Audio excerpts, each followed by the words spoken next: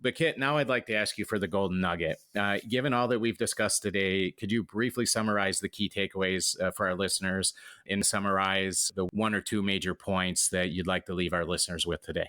Yeah, my word of the year is cross-pollination. And Mm, I believe that, when you bring people together from different backgrounds, different roles, different industries, that, magic happens, at least in the process of solving the strategic dilemmas. So we have four groups. Strategic Growth Council is one. We have an independent sponsors council. They need to come together because independent sponsors, by definition, are sort of jacks of all trades and maybe masters at perhaps a third or half of the critical elements of success in private equity. So they need each mhm. other. They need wisdom and insights. They need to balance and mitigate their areas of weakness or lack of knowledge or expertise. So there's the independent sponsor council.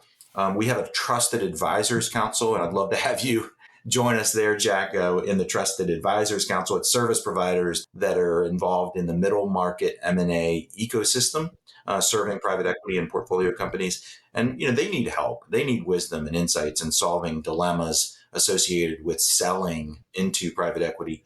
And last but not least, the fourth of our peer groups is the Career Transition Council or Career Resource Council.